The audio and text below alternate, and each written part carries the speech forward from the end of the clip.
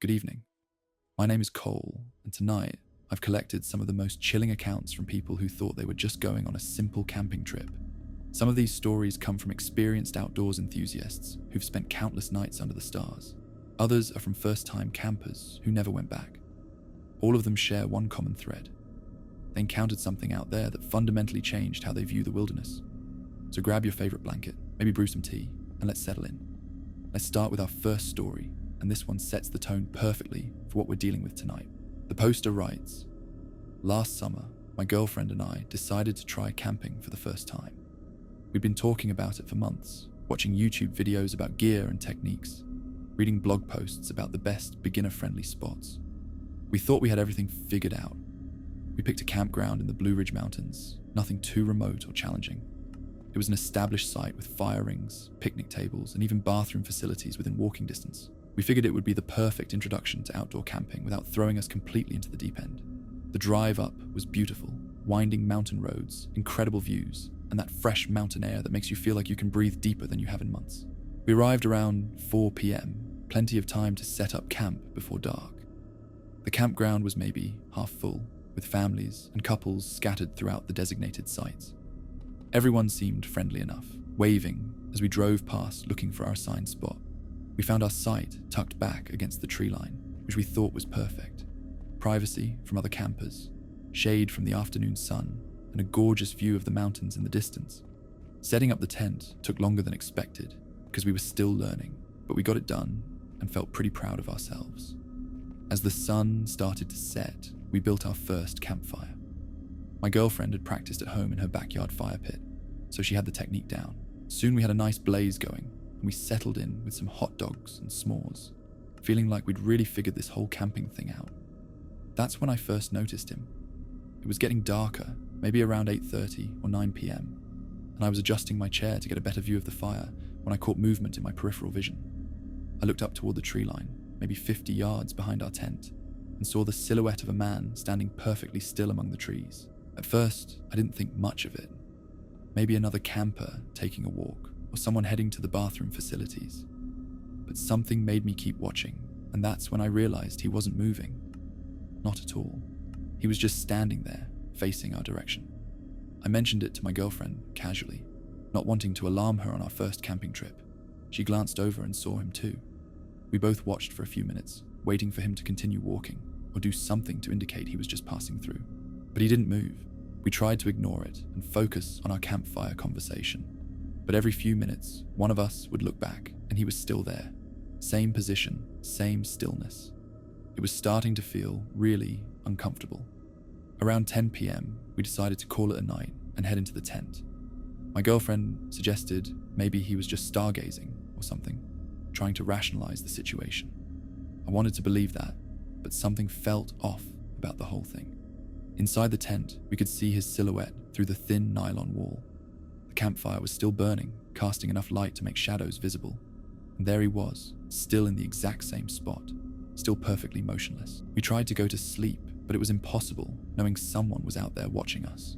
Every small sound the tent made as we moved seemed amplified. Every rustle of our sleeping bags felt too loud. We whispered back and forth, trying to figure out what to do. Around midnight, I worked up the courage to peek out of the tent again. He was still there. 4 hours in the same position, facing our campsite. No normal person does that. My girlfriend was getting really scared at this point, and honestly, so was I. We spent the entire night taking turns watching him through the tent wall. Neither of us got any real sleep. And here's the thing that still gives me chills. He never moved. Not once. From around 8:30 p.m. until the sun started coming up around 6 a.m, he stood in that exact same spot, facing our tent. As dawn broke and more light filtered through the trees, we could see him more clearly. He was wearing dark clothing, appeared to be an average-sized man, but we couldn't make out any facial features from that distance.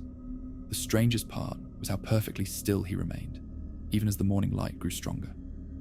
Around 7 a.m, other campers started stirring, making noise, starting their morning routines. That's when he finally moved. He turned around slowly and walked deeper into the woods until we couldn't see him anymore. We packed up our campsite in record time and got the hell out of there. The whole drive home, we kept trying to come up with logical explanations. Maybe he was on some kind of medication that made him confused. Maybe he was having some kind of mental health episode.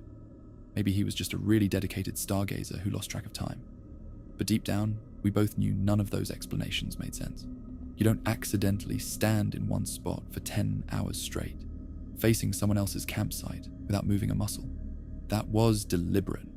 That was intentional. And we have no idea what he was planning or why he was watching us. We never went camping again. That story just perfectly captures why camping can be so terrifying. The fact that this person stood completely motionless for 10 hours, just watching them, is beyond unsettling. There's no innocent explanation for behavior like that. What makes it even worse is the helplessness of the situation. You're stuck in a thin tent with nowhere to run, and some stranger has decided to make you the center of their very disturbing attention. The poster made the right call, getting out of there as fast as possible.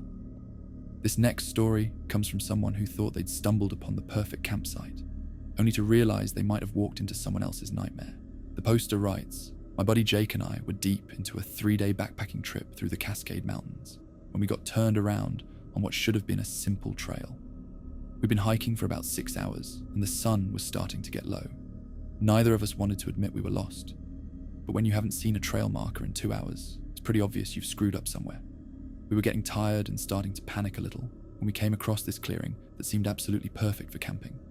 It was a flat area about the size of a basketball court, surrounded by tall pines, with a small creek running along one edge. The kind of spot that would normally be marked as an official campsite if it were anywhere near a main trail. But here's the thing that should have been our first red flag. There was already a campsite set up there. A blue dome tent, a fire ring with stones arranged in a perfect circle, even a little camp kitchen area with pots and pans laid out on a fallen log. Everything was organized and tidy, like someone had been there for days getting their setup just right. Jake called out, "Hello? Anyone here?" We waited, listening for a response, but heard nothing except the wind through the trees and the gentle babbling of the creek. We walked around the perimeter of the clearing, calling out again, thinking maybe whoever was camping there had gone for a walk or was down by the water. That's when we noticed the details that made our skin crawl. The fire pit wasn't just set up, it was still warm.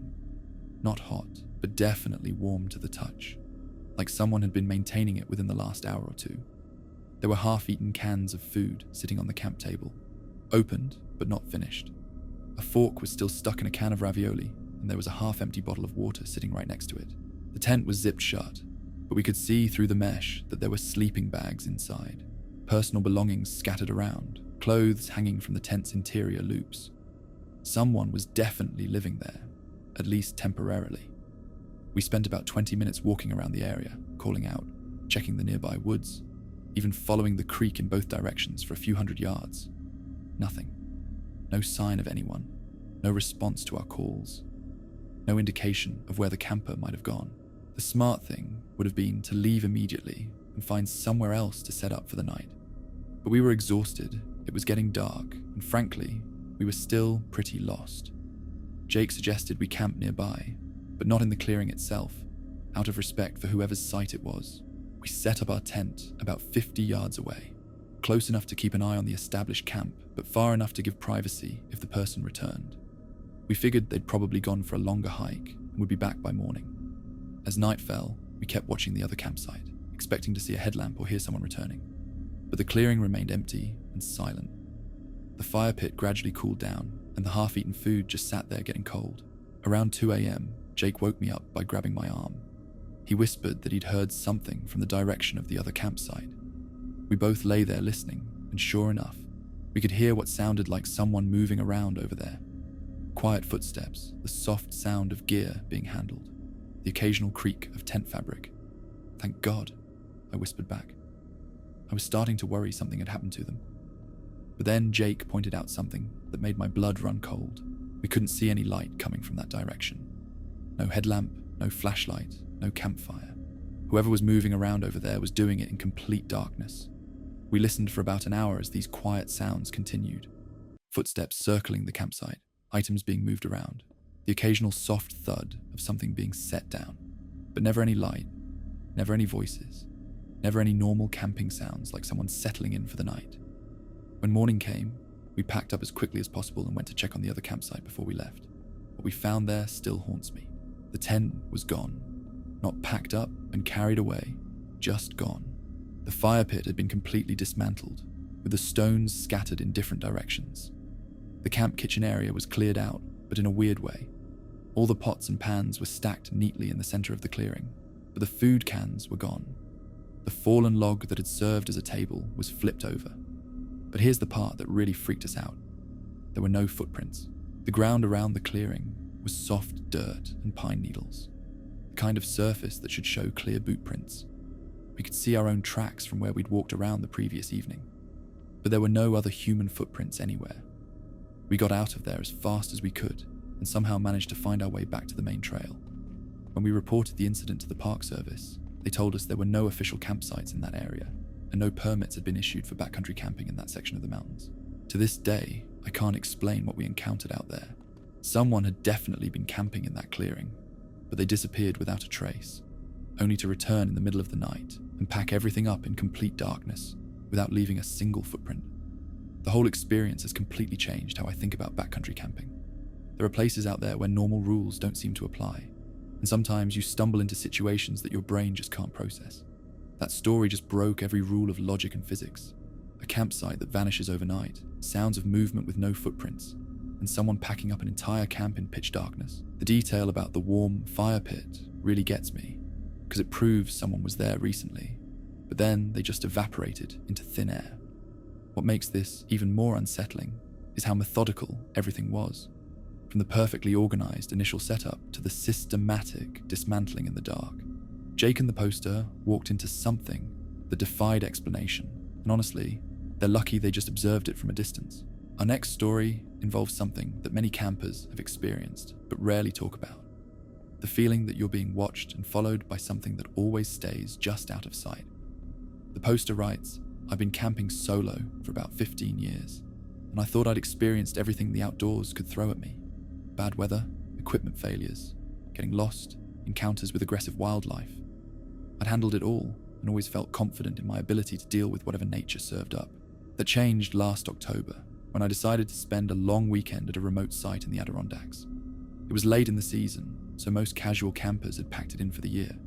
I was looking forward to having the area mostly to myself and enjoying that crisp fall weather before winter set in. I hiked about 4 miles off the main trail to reach a small lake that I'd visited several times before.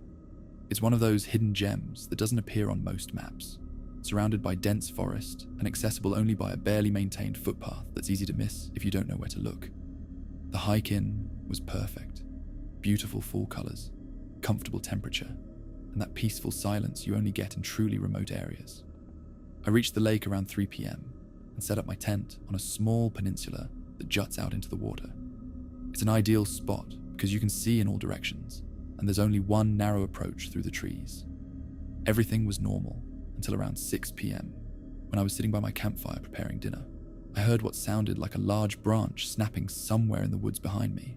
Not unusual, trees drop branches all the time, especially in the fall. But something made me turn around and look. I didn't see anything, but I had this sudden feeling that I was being watched. You know that sensation when the hair on the back of your neck stands up and your primitive brain starts sending alarm signals? That's exactly what hit me, strong and unmistakable. I scanned the tree line carefully, but couldn't spot anything out of place. Still, the feeling persisted, so I made a mental note to stay alert and went back to cooking my dinner. About an hour later, as the sun was setting, I heard footsteps in the leaves. Not the random crackling you get from small animals moving around, but the deliberate crunch, crunch, crunch of something large walking through the underbrush. The steps were slow and measured, like whatever was making them was trying to be quiet, but wasn't entirely successful. I grabbed my flashlight and swept it across the woods in the direction of the sound. The footsteps stopped immediately, but I could swear I saw movement at the very edge of my light beam. Just a quick glimpse of something dark pulling back behind a tree. I called out, "Hello? Is someone there?" Thinking maybe another camper was in the area and hadn't realized my site was occupied. No response, just silence. Over the next few hours, this pattern repeated itself again and again. I kept hearing footsteps circling my campsite, always staying at the edge of the clearing where the trees began. Whenever I shined my light in that direction, the sounds would stop, and I'd catch just a hint of movement as something slipped back into deeper cover. The thing that really unnerved me was how methodical it seemed. Whatever was out there was walking in a wide circle around my campsite, always keeping the same distance, always stopping when I tried to illuminate it. It felt like I was being studied, observed, maybe even stalked. By 10 p.m, I'd had enough. I banked my fire and retreated into my tent, hoping that removing the light source might encourage whatever was out there to move on. But the circling continued. Through the tent wall, I could hear footsteps making their slow circuit around my sight. Crunch, crunch, crunch through the fallen leaves, always maintaining that same steady pace, always staying just far enough away to remain invisible. I lay there for hours listening to this pattern. The footsteps would start from one direction, slowly work their way around the perimeter of my campsite, and then fade as they moved to the opposite side. Then, after a few minutes of silence, they'd start again from a different direction. What made it even more disturbing was how consistent the timing was. Each circuit took approximately the same amount of time, like whatever was doing this had established a routine and was sticking to it with mechanical precision. Around 2 a.m, something changed. The footsteps stopped their circling pattern and seemed to be getting closer. I could hear branches being moved aside, the soft sound of something pushing through the underbrush, heading directly toward my tent. I lay perfectly still, barely breathing, as the sounds got closer and closer.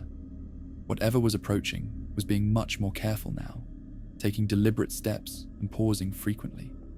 It felt like a predator that had finished its reconnaissance and was now moving in for a closer look. The footsteps stopped right outside my tent. I mean right outside, maybe 3 feet from where I was lying. I could hear breathing, slow and steady, like something large taking deep, measured breaths. The sound was too deep and too controlled to be from any animal I'd encountered before, for what felt like hours, but was probably only 10 or 15 minutes. Whatever was out there just stood next to my tent, breathing. I was too terrified to move, convinced that any sound would trigger some kind of response. My heart was pounding so hard I was sure it could be heard from outside. Finally, the breathing stopped and I heard footsteps moving away.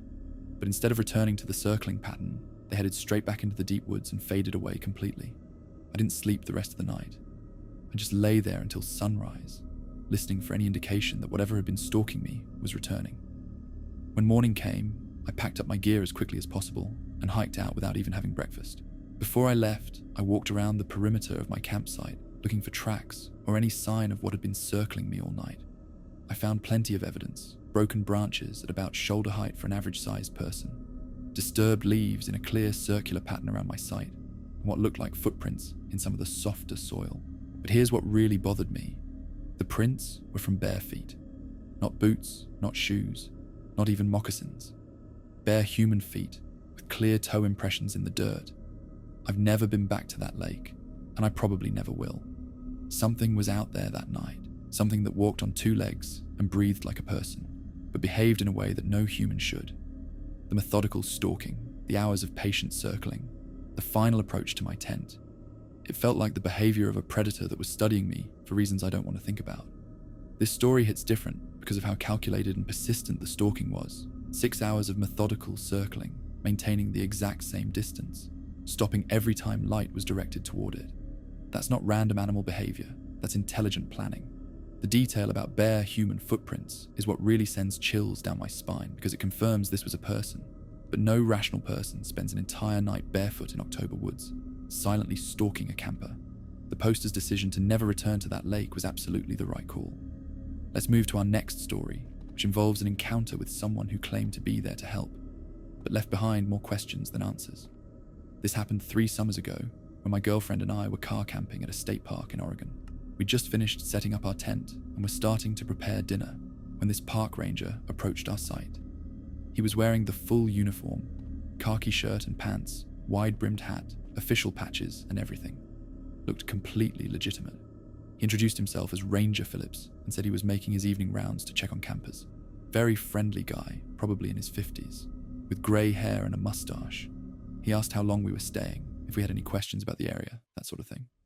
Then he got serious and told us we needed to be extra careful about bears in this particular section of the park. He said there had been several aggressive encounters in the past 2 weeks, including one incident where a black bear had actually damaged someone's tent while they were sleeping inside. Whatever you do, he said, don't leave any food in your tent tonight. And if you hear anything moving around outside, do not go out to investigate. Bears can be unpredictable this time of year, especially mothers with cubs. He gave us some specific advice about how to properly store our food, pointed out where the bear-proof containers were located, and even helped us move our cooler to what he called a safer distance from our tent. The whole conversation lasted maybe 15 minutes, and he seemed genuinely concerned about our safety. Before he left, he handed me a card with the park office phone number and told me to call immediately if we saw or heard anything suspicious during the night. "Don't try to be heroes," he said. "We'd rather get a false alarm call than have to deal with an incident."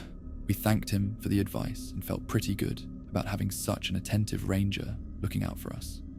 It made us feel more secure, knowing someone was actively patrolling the area and keeping an eye on things. That night, we followed all his instructions to the letter. We stored our food properly, kept our campsite clean, and made sure nothing that might attract bears was left outside our tent. We even moved our toothpaste and soap to the bear containers like he'd suggested. Around midnight, we heard something large moving through the brush about 50 yards from our tent. Heavy footsteps, branches being pushed aside. Definitely something bigger than a raccoon or possum. We remembered Ranger Phillips' warning and stayed inside, just listening and hoping whatever it was would move on. The sounds continued for about 20 minutes, circling our general area but never getting too close. Eventually, everything went quiet, and we managed to get some sleep. The next morning, we decided to stop by the park office to thank Ranger Phillips for his advice and let him know about the wildlife activity we'd heard during the night. We figured it would be helpful information for him to have. That's when things got weird. The woman at the front desk looked confused when we asked to speak with Ranger Phillips. She checked her computer, then called over her supervisor. The supervisor, an older man who introduced himself as the head ranger, told us there was no Ranger Phillips working at that park. We described the man who'd visited our site, his appearance, his uniform, everything he'd told us about the bear situation. The head ranger listened carefully, then shook his head.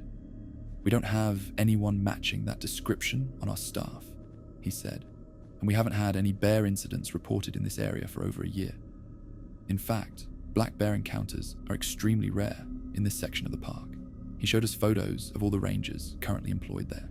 None of them looked anything like the man who'd visited our campsite. He also explained that rangers don't typically do evening rounds unless there's a specific problem, and no one had been scheduled for patrol duty in our camping area the night before. We insisted that someone in a ranger uniform had definitely spoken with us, had given us detailed advice about bear safety, had even helped us move our equipment. The head ranger became more concerned and asked us to describe exactly what had happened.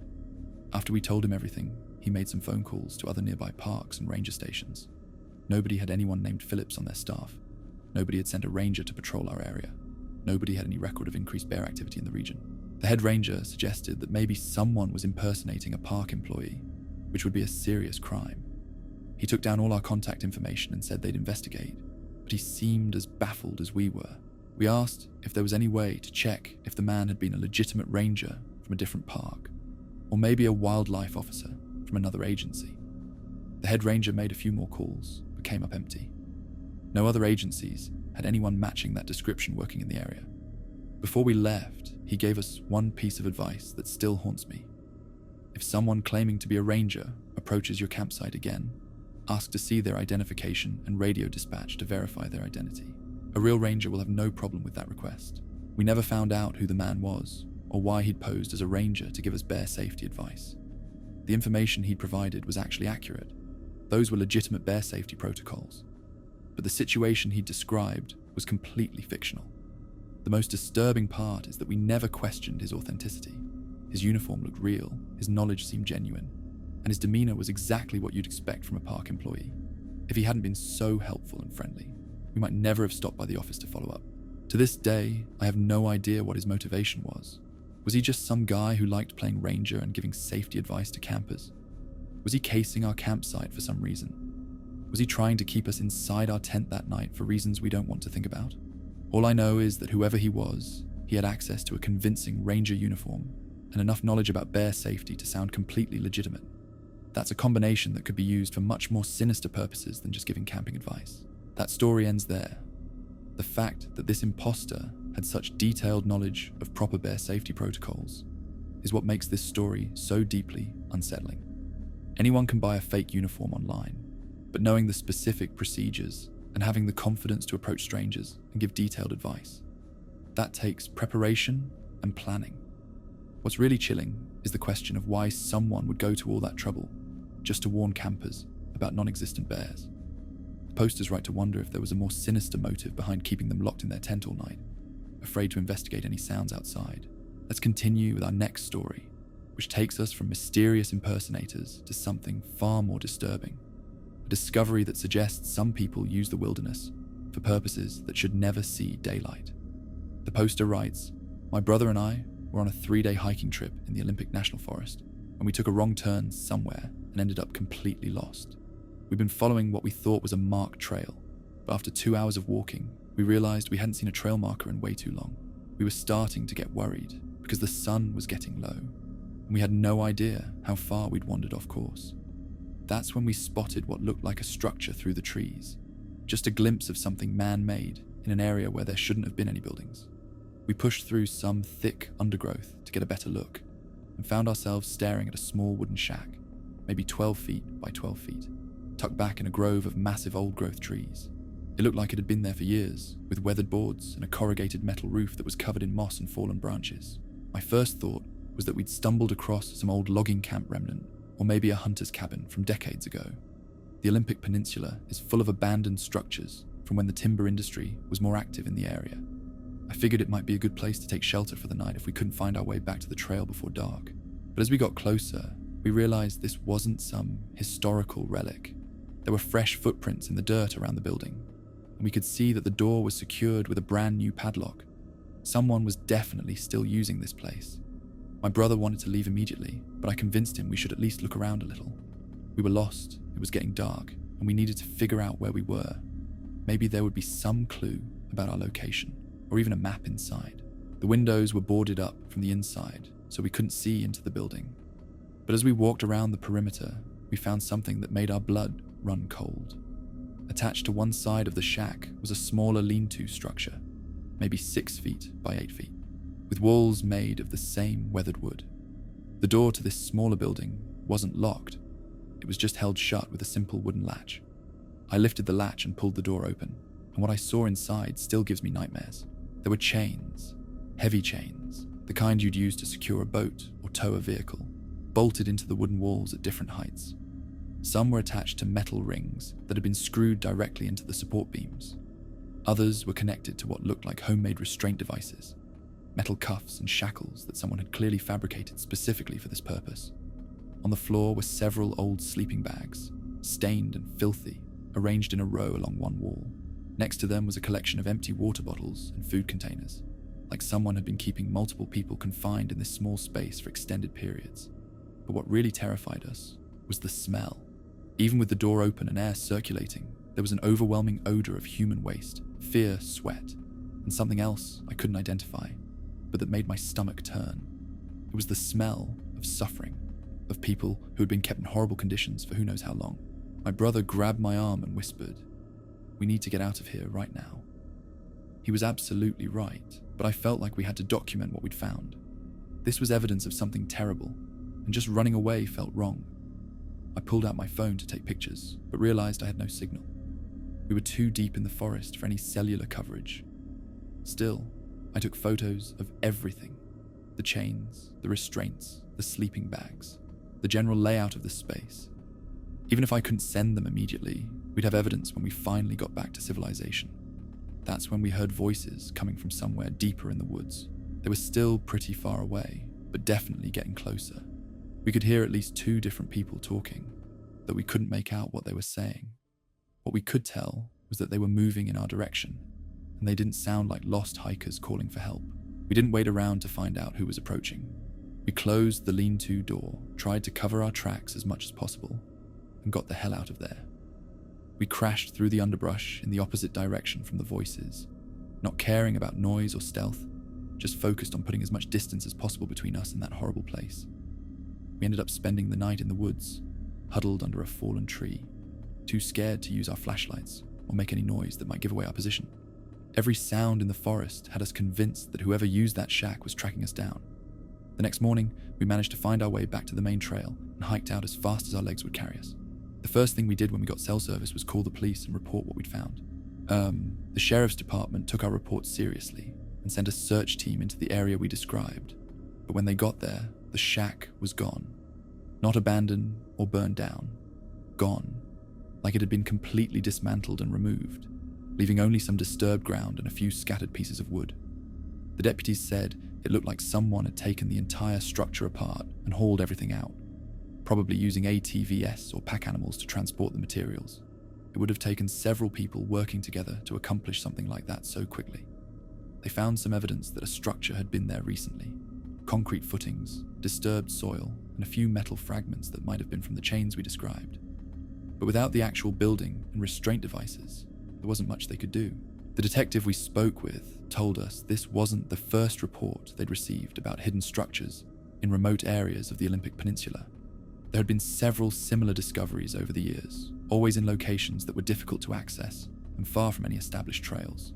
He explained that some people use the vast wilderness areas to engage in activities they can't pursue in populated areas, and most of the time, law enforcement can't respond quickly enough to catch them. The forest is just too big, and there are too many places to hide. We gave them copies of all our photos and provided detailed GPS coordinates of where we'd found the shack. The detective said they'd continue investigating and would contact us if they discovered anything related to our report. That was 8 months ago, and we haven't heard anything since. We don't know if they ever found the people responsible, or if they're still out there somewhere, setting up new locations to continue whatever they were doing. The experience has completely changed how I think about wilderness camping. There are people who use the remoteness and isolation for purposes that most of us can't even imagine, and sometimes innocent hikers stumble across evidence of things that should never happen. I still have nightmares about those chains and the smell in that lean-to. Sometimes I wonder about the people who were kept there, whether they escaped or were rescued, or if something worse happened to them. The not knowing is almost as bad as the discovery itself. That story ends there. This discovery represents every hiker's worst nightmare, stumbling across evidence of human trafficking, or worse in a place where screaming would never be heard. The methodical setup with multiple restraint points, the stained sleeping bags, and that unmistakable smell of prolonged captivity paints a picture too horrific to fully comprehend. What makes this even more disturbing is how quickly the entire structure vanished, suggesting an organized operation with the resources and manpower to dismantle and relocate when discovered. The fact that law enforcement had received multiple similar reports means this isn't an isolated incident. There are people actively using remote wilderness areas as hunting grounds. This next story involves something that challenges everything we think we know about human communication, and leaves us wondering what else might be lurking in the darkness beyond our campfires. The poster writes, "My wife and I were on our anniversary camping trip at a remote site in the Boundary Waters, about as far from civilization as you can get while still being in a designated wilderness area. We've been planning this trip for months, looking forward to complete isolation and the kind of silence you can only find miles away from any roads or other people. We'd been there 2 days without seeing another soul, which was exactly what we wanted. Our campsite was on a small island in the middle of a lake, accessible only by canoe, so we felt completely secure and private. The first 2 nights were perfect. Clear skies, comfortable temperatures, and that incredible stillness that makes you realize how much noise, pollution we live with in everyday life. We spent our time fishing, reading, and just enjoying each other's company without any distractions. On our both woken up by voices outside our tent. Third night, around 2 a.m, we were. At first, I thought maybe another camping party had arrived late and was setting up nearby. It wouldn't have been unusual for people to travel at night to reach remote sites, especially during peak season. But as I listened more carefully, I realized something was very wrong with what I was hearing. There were definitely multiple voices having some kind of conversation, but I couldn't understand a single word.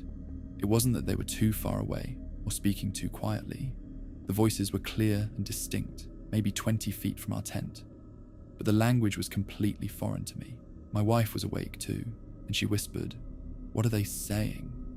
She speaks 3 languages fluently and has basic conversational skills in several others, but she couldn't identify what we were hearing either. The conversation continued for maybe 10 minutes, with what sounded like 3 or 4 different speakers taking turns. The cadence and rhythm were definitely human. There were pauses, responses, even what sounded like laughter at one point. But the actual sounds coming out of their mouths were unlike anything I'd ever heard. It wasn't just a foreign language.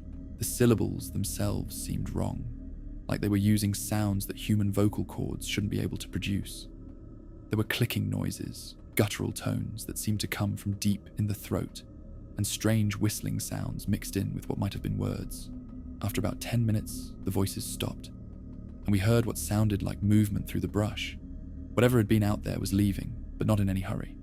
We could track their progress as they moved away from our campsite, occasionally hearing a branch snap or leaves rustle as they passed. My wife wanted to look out and see who or what had been talking, but I convinced her to stay inside the tent. Something about the whole situation felt deeply wrong, and I didn't want to draw attention to ourselves by showing that we'd been listening. We lay there for the rest of the night, taking turns staying awake to listen for any indication that they might return. Every normal forest sound, an owl hooting, a beaver slapping its tail, wind in the trees, had us on edge. When morning came, we immediately went outside to look for any sign of who had visited our campsite. Our island was small enough that we could examine every square foot of it, and we found absolutely nothing. No footprints in the soft ground near the water's edge, no disturbed vegetation, no evidence that anyone had been there. But we both knew what we'd heard. Those voices had been real, close enough to our tent that we should have been able to see the speakers from our campsite. Yet somehow, they'd managed to approach and leave without leaving any trace. We packed up and left that morning, cutting our trip short by 2 days. During the long paddle back to our car, we kept trying to rationalize what had happened. Maybe it was some kind of audio phenomenon, sound carrying across the water from a distant campsite. Maybe it was a group of international visitors speaking a language we'd never encountered. But none of those explanations felt right. The voices had been too close, too clear, and the language too strange to be anything human. We'd both traveled extensively and been exposed to dozens of different languages and dialects. What we'd heard that night was something else entirely. When we got home, I spent hours researching unusual language phenomena, trying to find any explanation for what we'd experienced. I read about glossolalia, xenoglossy, even theories about undiscovered human populations. Nothing came close to describing what we'd heard. I also looked into the history of the Boundary Waters area, thinking maybe there were indigenous languages from the region that might explain the strange sounds. But the local tribes had well-documented languages, and none of them matched what we'd heard that night. The closest thing I found was a few scattered reports from other campers in remote wilderness areas who described similar experiences. Voices speaking in unidentifiable languages, always heard at night, never accompanied by any physical evidence of human presence. Most of these reports were dismissed as misidentification of animal sounds or audio hallucinations brought on by isolation and stress. But reading them gave me chills because they described exactly what we'd experienced. Clear, human-like voices having conversations in sounds that seemed impossible for humans to make. My wife and I have never talked much about that night, even between ourselves. There's something about the memory that makes us both uncomfortable, like discussing it too much might somehow invite it back into our lives. We've never been back to the Boundary Waters, and we probably never will. The experience didn't just ruin that trip, it changed how we think about wilderness camping entirely. There are things out there in the deep woods that we don't understand, and some mysteries are better left unsolved. Sometimes, late at night, when the house is quiet and I'm lying in bed, I catch myself listening for those strange voices. Part of me hopes I never hear them again, but another part of me wonders what they were trying to say, and whether they're still out there, having their impossible conversations under the stars. That story ends there. The linguistic impossibility of what these campers heard is what makes this story so deeply unsettling. Human vocal cords simply can't produce certain sounds, yet they clearly heard complex conversations using those exact impossible elements. Combined with the complete absence of physical evidence on a small island where every footprint should have been visible, we're left with something that challenges our understanding of what's possible. The fact that similar reports exist from other remote locations suggests this isn't an isolated incident, but rather part of a pattern that science has yet to explain. I've got a few more stories that arrived just recently that I absolutely have to share with you. These are fresh submissions that honestly made my hands shake while reading them. Let's dive right into the first one. This poster writes, "My husband and I decided to try winter camping for the first time last February. We'd done plenty of summer camping, but we wanted to challenge ourselves with the cold weather experience. We picked a spot in the Rockies that was supposed to be beginner-friendly for winter conditions.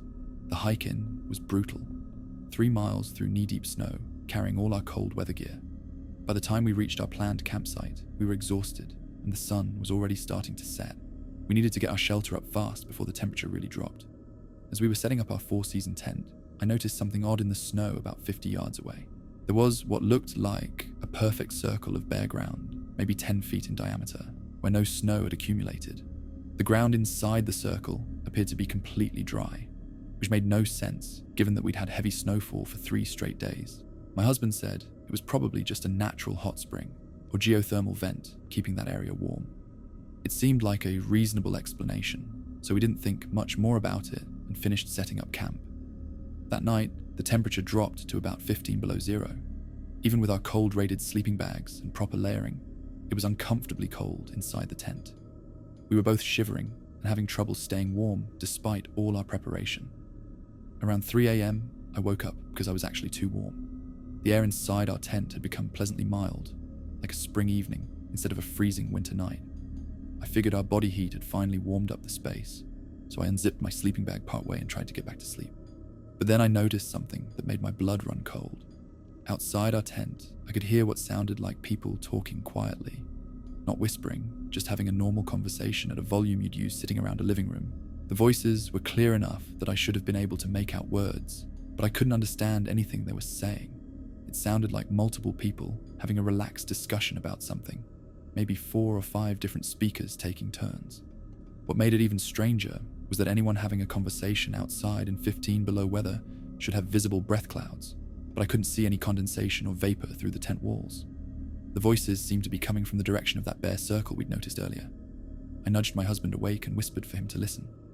He heard it too, the clear sound of people talking casually just outside our tent. But when he whispered back to me, his breath was immediately visible in the frigid air inside our tent. Whatever was making those voices wasn't producing any visible breath in the freezing temperature. The conversation continued for about 20 minutes. Sometimes the voices would get a little louder, like someone was making a point or telling a story that the others found interesting. There were even sounds that could have been laughter, though it had a strange quality to it that I couldn't quite identify. My husband wanted to look outside, but something about the whole situation felt wrong to me. The voices were too casual for the conditions, too comfortable for people who should be struggling with the extreme cold. I convinced him to stay inside and just listen. Eventually, the voices faded away, moving in the direction away from our campsite. We could track them for several minutes as they got more and more distant, until finally, we couldn't hear them anymore. The strangest part was that as soon as the voices disappeared, the temperature inside our tent plummeted back to what it should have been. Within minutes, we were both shivering again and struggling to stay warm in our sleeping bags. In the morning, we went over to examine the bare circle more closely. The ground was still completely dry and warm to the touch, even though the air temperature was still well below freezing. But there were no footprints anywhere around it, no sign that anyone had been standing there having a conversation. We also noticed that our tent thermometer, which had been reading about 10 degrees inside the tent when we went to sleep, was back down to around 20 degrees. But I distinctly remember it reading close to 50 degrees during the time we heard those voices. We packed up and left that morning, cutting our winter camping experiment short. On the hike out, we kept looking back at that bare circle, and I swear it looked like there was heat shimmer rising from it, like you see on hot pavement in summer. We never figured out what caused that warm spot in the snow, or who was having that comfortable conversation in the middle of a sub-zero night. All I know is that something was keeping that area unnaturally warm, and whatever was out there talking wasn't bothered by conditions that would kill most people within hours. The impossible warmth combined with casual conversation in deadly cold creates such an unsettling contradiction. When your tent thermometer jumps 40 degrees during a mysterious encounter, you're dealing with something that operates outside natural law. The complete absence of visible breath in 15 below temperatures confirms these weren't normal humans. Yet the relaxed, social nature of their conversation suggests intelligence and purpose. That warm circle in the snow feels like evidence of something actively maintaining its own environment. Our next story comes from someone who learned that not all camping neighbors have innocent intentions. This poster writes, "I was solo camping at a dispersed site in Arizona, the kind of place where you can camp for free, but there are no facilities or designated spots. You just find a clearing and set up wherever looks good. I'd been there 2 days and hadn't seen another soul, which was exactly what I wanted. On my 3rd morning, I woke up to find fresh tire tracks circling my campsite. Someone had driven around my tent and truck multiple times during the night, close enough that I should have heard an engine running, but I'm a light sleeper and I heard nothing. The tracks were from a large vehicle, maybe a pickup truck or SUV, and they formed 3 complete circles around my camp with a radius of about 30 feet. Whoever had done this had driven very slowly and carefully to avoid making noise, but they'd gotten close enough to run over my guy lines if they'd wanted to. I was packing up to leave when I noticed something even more disturbing. There was a small pile of items sitting on a rock about 20 yards from my tent. Items that definitely hadn't been there when I went to sleep. The pile contained a folding knife, a roll of duct tape, zip ties, and a small digital camera. All of it looked new, like someone had just bought these things specifically to leave them there. There was also a note written on a piece of notebook paper that simply said, "Soon," in block letters. I didn't touch any of it. I loaded my gear as fast as possible and drove out of there, stopping at the first place I could get cell service to call the sheriff's department.